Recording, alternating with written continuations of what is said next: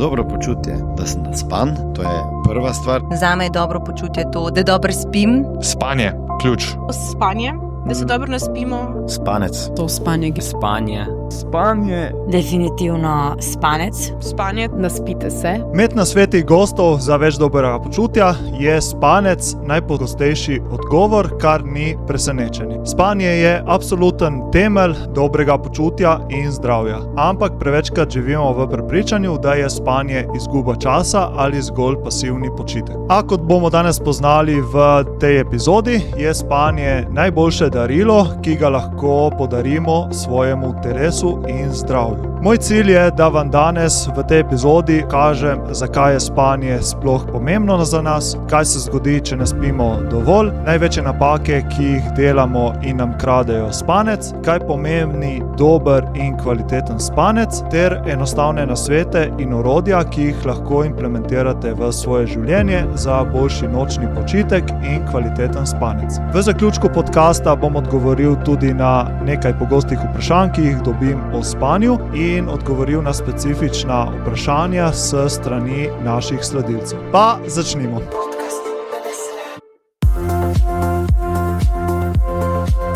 Najprej se moramo ustaviti pri vprašanju, zakaj je pomembno, da dovolj in kvalitetno spimo. Spanje ni le nočni počitek, ampak je čas, ko se naše telo popravlja. Dr. Matthew Walker v svoji prebojni knjigi Zakaj spimo jasno piše, da je spanje najučinkovitejši mehanizem, ki ga ima človek na voljo za vsakodnevno ponastavitev zdravja, možganov in telesa. Matthew Walker opozarja celo na to, da smo priča tihi epidemiji pomanjkanja spanja, saj naj bi kar 2/3 odraslih ne doseglo priporočljivih 8 ur. Najnovejše raziskave na področju spanja so ugotovile, da odklop od zunanjih držljajev možganom omogoča, da vklopijo procese za celično regeneracijo in čiščenje presnovnih odpadkov. Če povemo bolj poenostavljeno, ponoči tvoji možgani dobesedno odplaknejo smeti, ki so se nabrale čez dan. Vendar pa spanje ni pomembno samo za možgane, ključno vlogo ima tudi za fizične in biološke procese v telesu. Če ste kdaj po neprespani oziroma slabo prespani noči hrepeneli po sladkem, junk foodu ali drugi slabi hrani, to ni pomanjkanje discipline. Dr. Walker v svoji knjigi opozarja, da pomanjkanje spanja zruši hormonsko ravnovesje. Raven leptina, to je hormon, ki sprošča sitost, pade, medtem ko raven grelina, to je hormon za lakoto, pa zrase. Vendar tu se zgodba šele začne, večji problem se skriva v inzulinski občutljivosti. Študije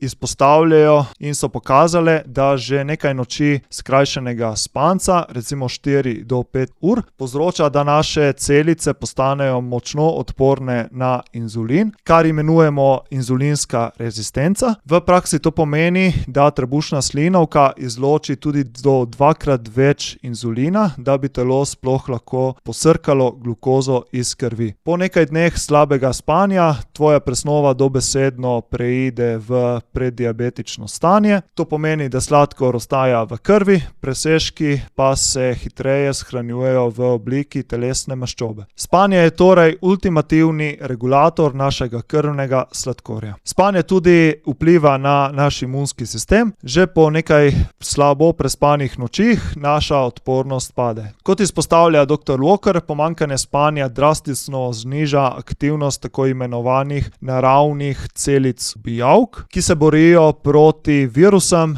in celo rakavim celicam. Med REM fazo spanja naši možgani integrirajo tudi dnevne informacije. Raziskave kažejo, da prav ta proces ustvarja nove nevronske povezave, kar pomeni, da se pogosto zbudimo z rešitvami za probleme, ki smo jih prejšnji dan težko rešili. REM faza spanja je ključna tudi za čustveno predelavo. Po slabi noči spanja smo razdražljivi, impulzivni in hitreje padamo v stres. Med spanjem se dogaja tudi regeneracija, obnova in rast mišic. Med fazo globokega spanja se naše telo obnavlja in rase. Hipofiza takrat izloči največji val rastnega hormona, ki poskrbi za obnovo poškodovanih tkiv in in rast mišic. Hkrati pa raziskave opozarjajo na temno plat tega. Kronično pomanjkanje spanja drastično poveča raven stresnega hormona kortizola. Kortizol pa je katabolični hormon, kar pomeni, da dobesedno začne razgrajevati našo mišično maso. Študije tudi kažejo, da so posledice premalo spanja uničujoče. Knjiga Zakaj spimo trdi, da vsako zmanjšanje potrebe po spanju prinaša resne posledice, od povečanega tveganja za Alzheimerjevo bolezen do rakavih obolenj, do diabetesa, debelosti in tudi srčno-žilnih bolezni. Poleg tega kronično pomanjkanje spanja naše telo tudi drži v stanju nenehnega stresnega odziva, ki ga imenujemo boj ali beg, kar vodi v izčrpanost in izgorelost. Sedaj pa moramo odgovoriti na vprašanje, kaj pomeni kvaliteten spanec. Velikokrat rečemo,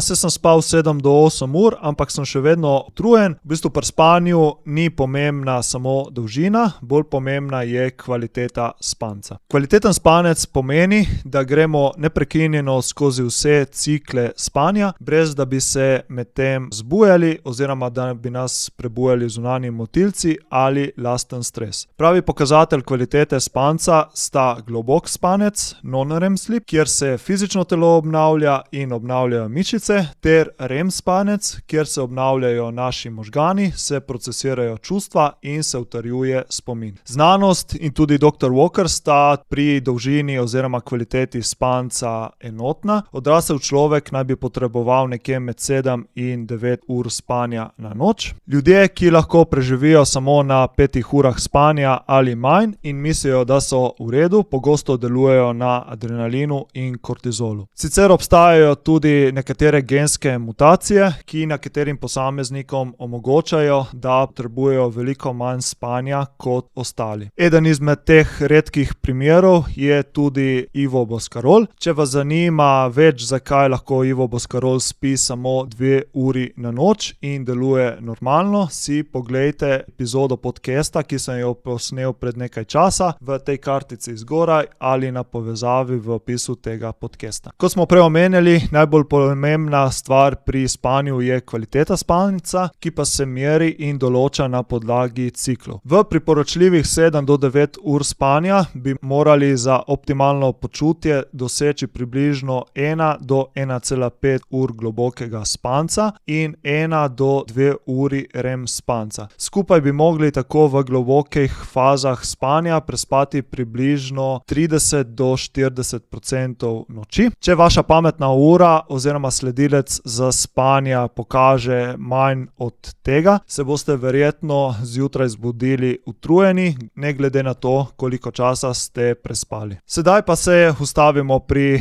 največjih težavah in napakah pri spanju. Najprej si poglejmo največje napake, ki ubijajo naš spanec. V svojih tečajih, vsebinah in predavanjih pogosto govorim o tako imenovanih ubijalcih spanja. To so tiste klasične napake, s katerimi si sami sebi krademo kvaliteto spanja, a se pogosto teh motilcev sploh ne zavedamo. Poglejmo 4 največje napake in kaj točno lahko naredijo našemu telesu. Napaka 1 je uporaba ekranov in modre svetlobe pred spanjem. Obstajajo številne študije, ki dokazujejo, da modra svetloba iz LED zaslonov drastično zavre izločanje melatonina, ki našemu telesu sporoča, da je čas za spanje. Branje na tablici, gledanje telefona ali gledanje televizije zamakne izločanje melatonina za kar 3 ure. Čeprav je tvoje telo utrujeno, tvoji možgani zaradi modre svetlobe dobesedno mislijo, da je zunaj še vedno sonce in da smo sredi belega dneva. Druga napaka je večerni kozarec alkohola. Mit, da ti kozarec vina pomaga zaspati, je eden izmed najbolj nevarnih. Alkohol te ne uspava naravno, ampak deluje kot sedativ. On te le ugasne. Še huje je pa dejstvo, da znanstveno dokazano alkohol dobesedno blokira in uniči tvojo REM fazo spanja. Kot smo omenili prej, REM faza je tista, kjer se naši možgani obnavljajo, predelujejo čustva in stres preteklega minulega dneva. Ker alkohol uniči to fazo spanja, se naslednji dan zbudimo čustven čustveno nestabilni, razdražljivi, pogosto se pojavi celo tako imenovana anxiety oziroma kombinacija tesnobe in mačka. Tretja napaka, kofein prepozno popoldne. Kot velikokrat poudarjam v svojih predavanjih in vsebinah, kofein ima dolgo razpolovno dobo, tudi 6 do 8 ur. Če spiješ kavo ob 4 popoldne, je četrtina kofeina ob polnoči še vedno aktivna v tvojih žganih. Kofein deluje tako, da blokira naše adenozinske receptorje. Adenozin je snov, ki se čez dan nabira v naših možganih in nam zvečer sporoča, da smo zaspani. Tudi če uspeš zaspati, kofein še vedno preprečuje, da bi tvoji možgani zdrsnili v tisto najglobjo fazo spanca, kjer se mišice in telo, pa tudi možgani obnavljajo. Zaradi tega se zbudimo bolj utrujeni,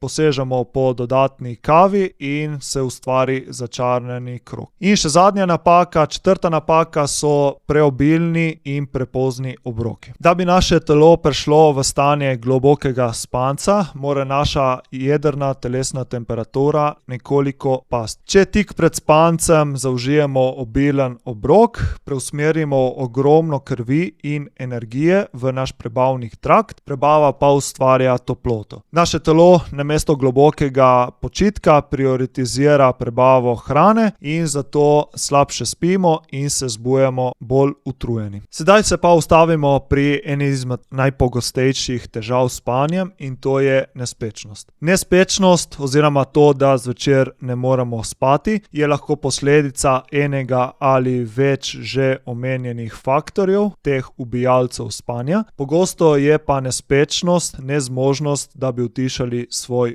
Dr. Matthew Walker v svoji knjigi zelo dobro pojasni, da je glavni biološki vzrok za nespečnost prekomerno aktiven simpatični nervozni sistem. To je tisto stanje boja ali bega, kjer smo pod stresom. V današnjem svetu smo nenehno pod pritiskom. Kot učim v svojem tečaju Premagaj utrujenost in v svojih predavanjih, se čez dan v nas nabira stres kot v ekonom loncu. Če tega stresa čez dan ne predelamo, ali z dihanjem, ali z gibanjem, ali z rednimi pavzami, bo ta stres počil in udaril ven ravno takrat, ko se najbolj umirimo, in to je pred spanjem. Čeprav je telo takrat utrujeno, so naši možgani polni pripravljenosti na nevarnost in zato nam ne dovolijo zaspati. Pogosta težava pri spanju je tudi nočno prebujanje. Po eni strani je nočno prebujanje popolnoma naravno. Znanost o spanju nam pove, da spimo v ciklih, ki trajajo približno 90 minut. Ob koncu vsakega cikla se naravno nekoliko prebudimo. To je naš naravni mehanizem preživetja. Težava pri nočnem prebujanju nastane takrat, če imamo v telesu in umu preveč stresa. Namesto da bi se takrat obrnili in zaspali nazaj, se vklopi naš in začne predelovati stres. Mi začnemo razmišljati o srčni utrip narase in ne moremo nazaj zaspati. Še ena pogosta težava pri spanju je to, da čeprav spimo časovno dovolj, smo zjutraj še vedno utrujeni. Če spimo 8 ur in se zjutraj še vedno zbudimo kot zombi, je to dober znak oziroma jasen znak, da je naša kvaliteta spanca nizka. Če ne dosežemo tistih 2 do 3 ur globokega spanca, se naš in telo ne morejo obnavljati oziroma obnoviti in zaradi tega se bomo zjutraj izbudili utrujeni. Tukaj bi pa izpostavil še koncept dr. Michaela Brucea in idejo kronotipov. Michael Bruce v svoji knjigi The Power of When oziroma v slovenščini Moč pravega trenutka predstavlja 4 različne kronotipe. Kronotip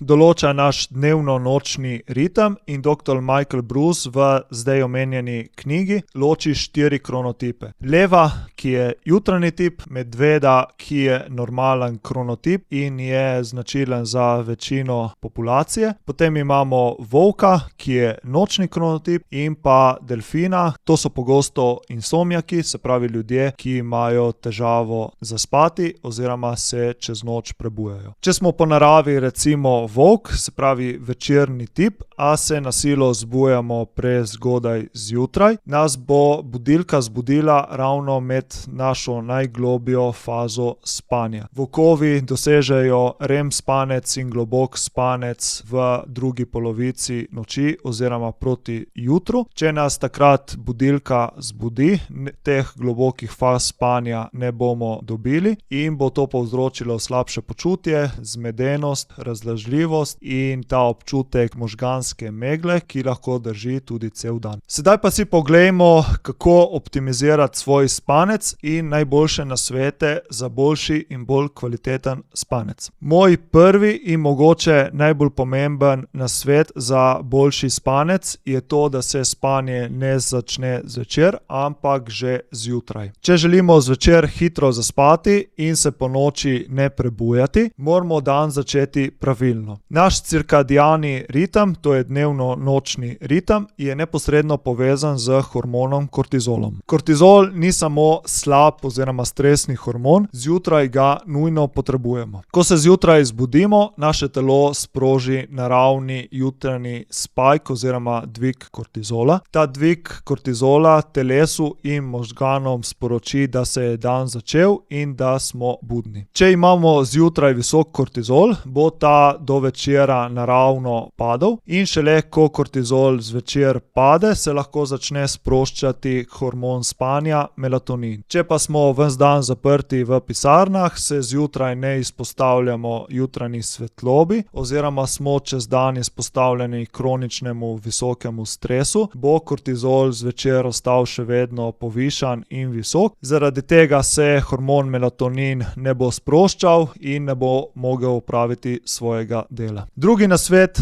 za boljši in bolj kvaliteten spanec je to, da odstranimo napake oziroma ubijalce spanja. Najprej moramo biti pozorni pri kofeinu. Kot smo prej povedali, kofein ima razpolovno dobo tudi 6 do 8 ur. Če ga pijemo prepozno popoldan, bo delček kofeina še vedno ostal v našem sistemu, kar nam bo povzročilo, da ne bomo mogli doseči globoke faze REM spanca in non-REM spanca. Zato moramo biti pozorni, da zadnji kofeinski napitek, ali to kava, čaj, energijska pijača in tako naprej, zaužijemo nekje med 2 in 3 oziroma najkasneje ob 4 popoldne. Pozorni moramo biti tudi na večerni alkohol. Čeprav se lahko vsake toliko pregrešimo, je pomembno, da ne redno uživamo alkohola, saj bo ta uničil naš REM spanec in zaradi tega povzročal večjo razdražljivost, slabšo regeneracijo možganov in tudi ustvarjanje novih nevronskih povezav. Naslednji ubijalec spanja, kot smo povedali, so tudi pozni in preobilni obroki. Paziti moramo, da je zadnji obrok, se pravi večerja, vsaj 2 do 3 ure pred spanjem. Na ta način bomo poskrbeli, da bo naša prebava prebavila del hrane že pred spanjem in bomo ponoči boljše spali. In še zadnji, četrti ubijalec spanja so ekrani in modra svetloba. Smiselno je omejiti ekrane oziroma modro svetlobo vsaj na 1 uro pred spanjem, se pravi 1 uro pred spanjem umakniti vso tehnologijo in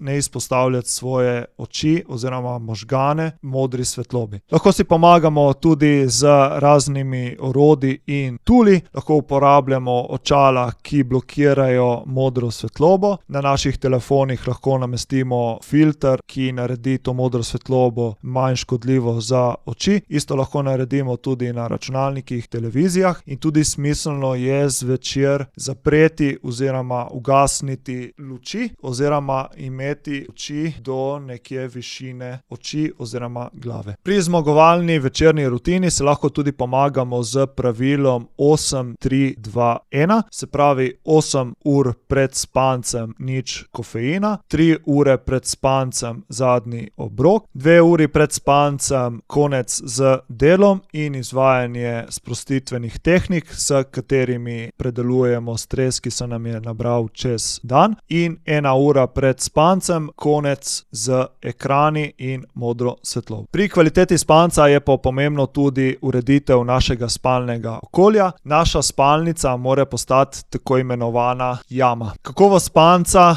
oziroma spanja se začne pri okolju. Naša spalnica bi morala imeti samo en namen in to je počitek oziroma spanje. Dr. Matthew Walker v prej omenjeni knjigi močno poudarja, da mora ponoči naša jedrna telesna temperatura pasti za približno 1 stopinjo Celzija, da lahko naše telo zaspi oziroma ostane v globokem spancu. Zato je pomembno, da je naša spalnica optimalne temperature. Spalnica bi morala biti tam nekje med 16 in 18 stopinjami Celzija. Drugi ključni faktor pa je svetloba. Že najmanjši vir umetne svetlobe, ali je to ulična svetilka, lučka na televiziji in tako naprej, močno moti izločanje melatonina. Spalnica bi morala biti zato temna, hladna in tiha. Prav tako ne smemo pozabiti na posteljo in našo vzmetnico. Prespimo tudi 1/3 svojega življenja, zato dobra vzmetnica je ena izmed najboljših investicij v naše zdravje, regeneracijo, boljši spanec in več dobrega počutja. Če želite izvedeti več o tem, kako izbrati pravo in primerno ležišče za vas, vas vabim k ogledu mojega zadnjega vloga, v katerem sem dokumentiral moj obisk salona Meblo Yogi, kjer sem izbral svoje novo ležišče in delil tudi moje vpoglede in spoznanje, kako je to novo ležišče vplivalo na moje počutje in tudi bolečine v križu, ki sem jih predtem imel. Vlog je na voljo na tej kartici tukaj in pa v opisu te podcast epizode. Sedaj bom pa z vami delil še nekaj trikov, s katerimi lahko lažje in hitreje zaspimo. Najbolj pomembna stvar je, da upoštevamo svojo rutino. Naše telo in naši možgani se navadijo na stvari v našem življenju in če bomo vzdrževali redno spalno rutino, bojo možgani in telo že vnaprej vedelo, da ko se približuje ura, kadar gremo spat, bojo že prej začeli sproščati melatonin in tako bomo lažje zaspali. Tako da redna rutina in konsistentnost je prva najbolj pomembna.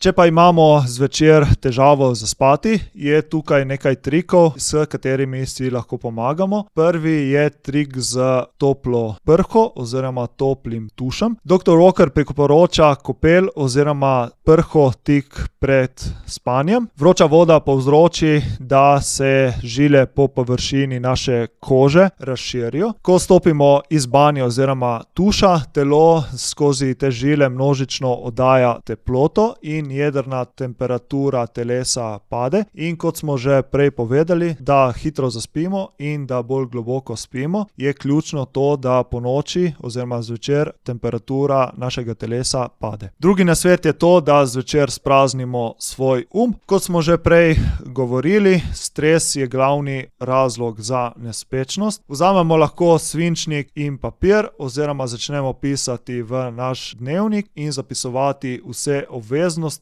in skrbi, ki jih imamo, tako trenutno kot za naslednje dni. Ko prelijemo misli na papir, možgani dobijo signal, da so zadevo uredili in se lahko sprostijo. Na tak način bomo lažje zaspali, bomo manj pod stresom in bomo čez noč tudi bolj globoko spali. Če pa se uležemo in ne moremo zaspati, je znanost o spanju tukaj jasna. Če v posteli ne morete zaspati in preživite več kot 20 minut, vstanite, zamenjajte prostor in delajte nekaj sproščujočega, ali je to branje knjige, ali dihanje, ali kakšne druge sprostitvene tehnike. Spalnica in postelja mora ostati asociacija za spanje, ne pa prostor, kjer se obračamo, predelujemo stvari, razmišljamo, premišljujemo in smo anksiozni. Pri boljšem spanju oziroma da hitreje zaspimo, pomaga tudi tehnika dihanja 4-7-8. Pri tej tehniki vdihujemo skozi nos 4 sekunde, zadržimo dih 7 sekund in vdihujemo za 8 sekund. Ta tehnika dihanja aktivira parasimpatik, to je ta del našega živčnega sistema, kjer se telo pomiri, umiri in pospeši spanje. Za piko na i pa lahko vključimo tudi prehranska dopolnila. Dostikrat poudarjam, da ne obstaja tako imenovana čudežna tabletka. Dopolnila ne morejo nadomeščati puščati slabe prehrane ali neurejenega življenjskega sloga. Dopolnila, kot že ime pove, so nadomestek oziroma dopolnjevanje oziroma nadgrajevanje že našega obstoječega življenjskega sloga, prehrane in reševanje specifičnih težav. Tukaj vam predstavljam 5 najboljših dopolnil za spanje. Prvo je magnezij. Magnezij je absolutna osnova, sprošča telo, sprošča mišice in Med magneziji poznamo različne vrste in različne strukture. Za spanje je najboljši magnezijev bisklicinat, katerega se vzame zvečer in neposredno pomaga pri sproščanju mišic in umirjanju nervoznega sistema. Naslednje dopolnilo je L-teanin, to je aminokislina, ki je prisotna v zelenem čaju in močno zmanjšuje stres, anksioznost in pomaga pri hitri umiritvi. Naslednje dopolnilo je ašvaganda, to je odličen adaptogen, ki se ga vzame pred spanjem in pomaga znižati raven kortizola in pomaga telo pri umiritvi. Naslednje dopolnili sta GABA in 5-HTP. GABA nevrotransmitor, ki dobesedno ustavi ta miselni tok, 5-HTP pa vas popelje v bolj globok spanec. In še zadnje dopolnilo tukaj je melatonin. Melatonin je hormon, ki telesu sporoča, da je noč, vendar pri melatoninu moramo biti pozorni. Melatonin se najbolj priporoča za uravnavanje biološke ure, tako imenovan jet lag ali izmensko delo. Uporablja se v majhnih količinah, nekje 0,5 do 3 mg.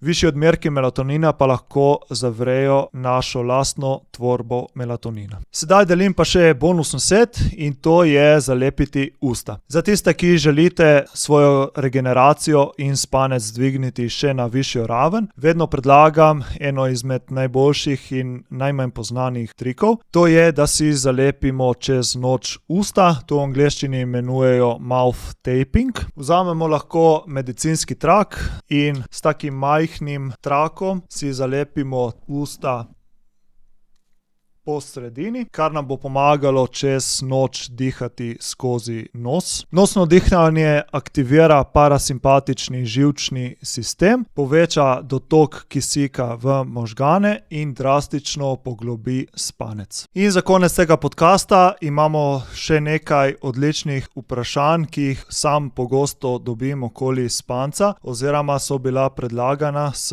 strani naših poslušalcev in sledilcev. Prvo vprašanje je bilo, zakaj nekateri zaspijo v 2 minutah, drugi pa potrebujejo 1 uro ali celo več. Pogosto mislimo, da lahko zelo hitro zaspimo, znak popolnega spanca, a včasih resnica ni ravno ta. Matthew Walker v prej omenjeni knjigi jasno opozarja, da če zaspimo v trenutku, ko se naša glava dotakne našega vzglavnika oziroma blazine, to ni znak dobrega spanca, ampak je lahko znak hude spalne deprivacije oziroma pomanjkanja spanja. Telo je mogoče tako izčrpano in raven adenosina, snovi, ki ustvarja spalni pritisk oziroma zaspanost, je tako visoka, da se možgani in telo ugasne takoj, ko imajo priložnost. To ni umirjen prehod v spanje, ampak je lahko biološki zlom oziroma crash. Če imamo zvečer težavo zaspati, je lahko razlog eden izmed tistih, ki smo jih do zdaj že omenjali, se pravi, ali je to eden izmed 4 ubijalcev spanja, lahko da imamo preveč nabranega stresa v našem umu in telesu, lahko je pa tudi povezano z našo biologijo oziroma genetiko. Ljudje smo različno biološko zasnovani in genetsko zasnovani, nekateri imajo gene, ki jim omogočajo, da prej zaspijo, nekateri zaspijo kasneje, tako da tukaj je zelo veliko individualnih razlik. Eden razlog, zakaj zvečer pa ne moremo zaspati, je to, ker ne upoštevamo svojega kronotipa. Kronotipe smo spoznali prej in če smo recimo mi večerni tip oziroma volk in hodimo spat ob 9-10 uri, to ni v skladu z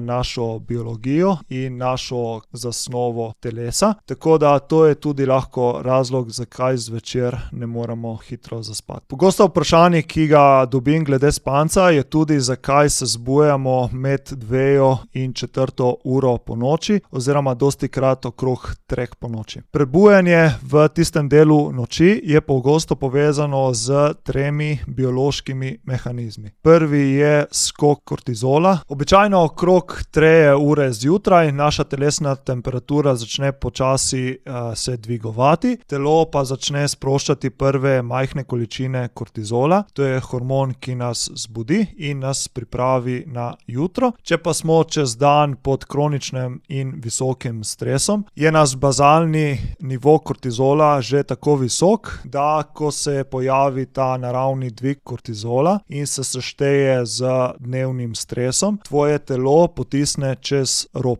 Srce začne hitreje biti, se vklopi in mi smo budni in ne moremo nazaj zaspati. Drugi razlog za prebujanje okrog 3 ure zjutraj je padec krvnega sladkorja. Če je naša prehrana dan prej neustrezna, oziroma če zvečer pojemo obrok, ki je poln enostavnih ogljikovih hidratov in sladkorja, naš krvni sladkor hitro narase, potem pa sledi nočni padec, ki se zgodi okrog 3 ure. Naše telo in možgani za preživetje nujno potrebujejo glukozo, ta padec pa zaznajo kot življenjsko nevarnost, zato nadledvične žleze začnejo izločati stresne hormone, kot sta adrenalin in kortizol, da bi sprostile zaloge sladkorja iz jeter. Ta naval adrenalina in kortizola pa nas seveda vrže iz postelje, zbudimo se z občutkom tesnobe, divjajočimi mislimi in ne moremo nazaj zaspati. Obstaja še tretji razlog in to je sicer čiščenje jeter. Tradicionalna kitajska medicina ima zelo zanimiv pogled na to, tako imenovano organsko uro. Po tradicionalni kitajski medicini se med 1 in 3 uro zjutraj telo posveča regeneraciju in čiščenju jeter. Če so naša jetra preobremenjena, ali je to zaradi večernega alkohola, težke ali mastne hrane ali toksinov, se bo ob tej uri mučilo in nas prebujalo. Ker so jetra po tradicionalni kitajski medicini tudi organ, kjer se shranjujejo tlačena čustva, jeza, frustracija in tako naprej, je to prebujanje pogosto povezano tudi z nepredelanimi čustvami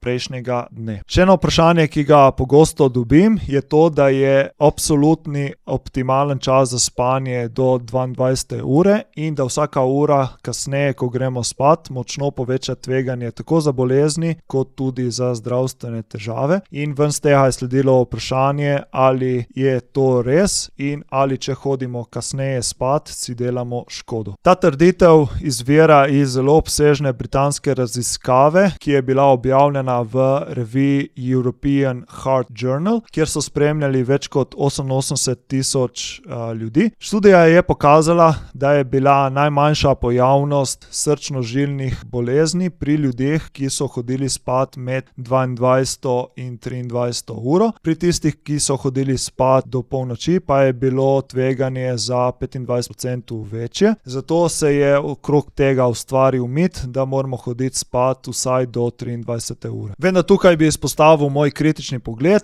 Korelacija ni enako kavzacija oziroma vzrok ni posledica. Ljudje, ki redno hodijo spat kasneje, imajo pogosto tudi druge nezdrave navade. Večkrat sežejo po poznih prihrizkih in sladkorju, uživajo alkohol, so pred ekrani do poznih ur in so pod večernim stresom. Tako da negativni vpliv na zdravje ne povzroči nujno naš čas za spanje, ampak porušen življenjski slog, ki se pogosto odvija v naših poznih urah. Tukaj bi pa še enkrat izpostavil naše kronotipe, ki smo jih do zdaj že parkrat omenjali. Če smo mi večerni tip in bomo kasneje hodili spat, imamo prav drugačno biologijo in tudi hormonska ravnovesja kot jutranji tipi, ki lahko hodijo prej spat in jim bo pozna večerna ura v vsakem primeru škodila. Naslednje vprašanje, ki sem ga dobil, je to, kako premagati lenobo pred spanjem zvečer in zvečer ne toliko scrollati po telefonih in socialnih omrežjih. Priznam, da to je tudi zame zelo velik izziv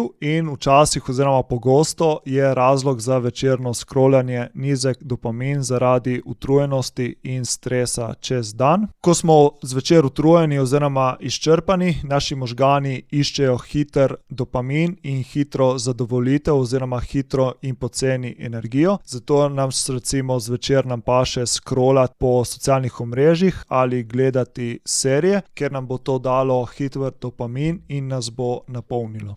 Drugi razlog pa za to večerno scrollanje je pobeg. Če odložimo telefon in smo samo s sabo v tišini, se moramo nenadoma soočiti s svojimi lastnimi mislimi, z anksioznostjo in z prepolnim stresnim loncem, ki se je nabiral čez dan. Veliko lažje je omrtvinčiti svoj z socialnimi omrežjimi, serijami, televizijami, kot se soočiti sami s sabo v tišini. Zato je v takem primeru scrollanje pogosto le maska za nepredeljena čustva in stres. In še zadnje vprašanje, ki sem ga dobil s strani sledilke, je to, kako prilagoditi spanje ženski cikličnosti in koliko spanja potrebujemo v določenih fazah cikla. Spanje se pri ženskah spreminja glede na njihov menstrualni cikel. V folikularni fazi in ovulaciji v vašem telesu prevladuje hormon estrogen. Estrogen je naravni energizer in deluje zaščitno za možgane. V tem obdobju je spanec običajno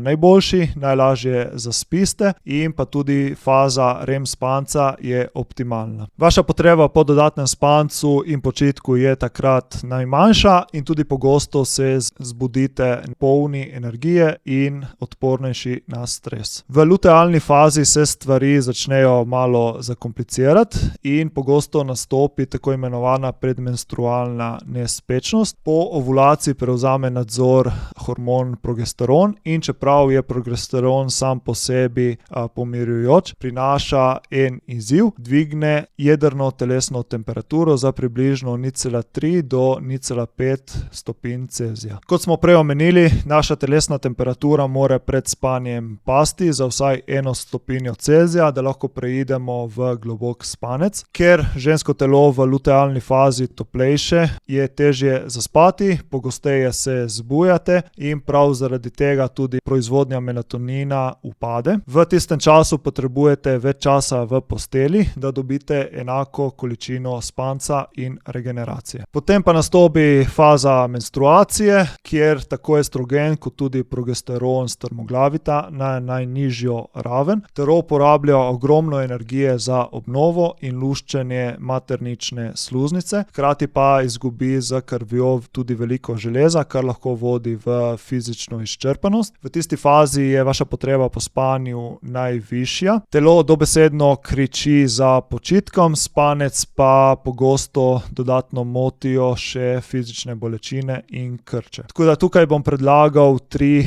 orodja oziroma 3 ukrepe, s katerimi lahko izboljšate svoj spanec. V lutealni fazi je treba prilagoditi temperaturo spalnice. Temperaturo spalnice še dodatno znižate med 16 in 18 stopinj Celzija, lahko pa tudi zamenjate debelo odeko za kakšno tanjšo in s tem omogočite telesu prehod v bolj globok spanec. Med menstruacijo si dovolite več spati kot običajno in to je tudi popoln čas, da lahko izkoristite dremeže oziroma power nape čez dan. S tem boste še dodatno nadoknadili spanec in dali telesu počitek, ki ga potrebuje. Pomagate si pa lahko tudi z magnezijem. V tednu pred menstruacijo in med njo vaše telo porablja bistveno več magnezija. Najbolj priporočljiv je magnezijev bisglycinat in to zvečer. Ta bo pomagal, da se mišice sprostijo, da ublaži menstrualne krče in hkrati umirja centralni nervozni oziroma živčni sistem. Nato sem dobil pa kar nekaj vprašanj o o sanjah,